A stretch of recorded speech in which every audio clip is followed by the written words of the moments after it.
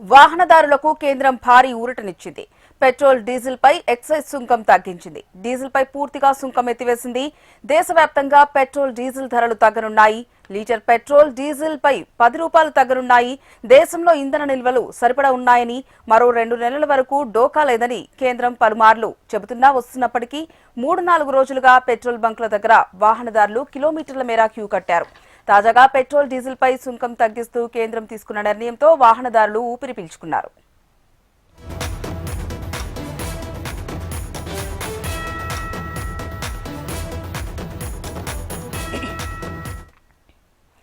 వాహనదారులకు కేంద్రం భారీ ఊరటనిచ్చింది. పెట్రోల్, డీజిల్ పై ఎక్సైజ్ సుంకం తగ్గించింది. డీజిల్ పై పూర్తిగా సుంకం ఎత్తివేసింది.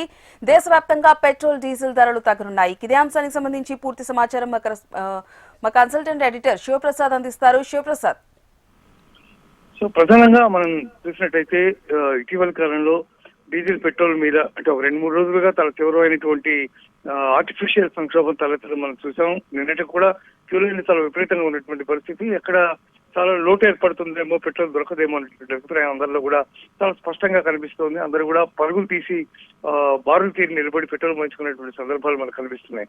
ఇట్లాంటి నేపథ్యంలో కేంద్ర ప్రభుత్వం కీలకమైనటువంటి నిర్ణయం తీసుకుంది. జనంలో ఉండేటటువంటి ఈ అపోహల్ని తగ్గించడం కోసం ప్రధానంగా వీటి మీద ఏదైతే సర్చార్జ్ ఏదైతే పడుతోందో ఆ సర్చార్జీ మొత్తాన్ని కూడా తగ్గిస్తూ వాటిని వైవ్ చేస్తూ నిర్ణయం తీసుకుంది. తద్వారా ప్రతి వాహనదారుడికి కూడా డీజిల్ అండ్ పెట్రోల్ మీద దాదాపుగా 10 రూపాయలు తగ్గేటటువంటి అవకాశం ఉంది.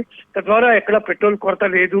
ఈవెన్ పెట్రోల్ విషయంలో ప్రభుత్వం కీలకమైనటువంటి నిర్ణయం తీసుకుని అందరికీ 10 రూపాయలు తగ్గించింది అంటే దాని అవైలబిలిటీ ఎంత ఉంది అనేది అర్థమవుతుంది అనే ఉద్దేశంతో ఈ నిర్ణయం తీసుకోవడం జరిగింది అని చెప్పి భావించవచ్చు.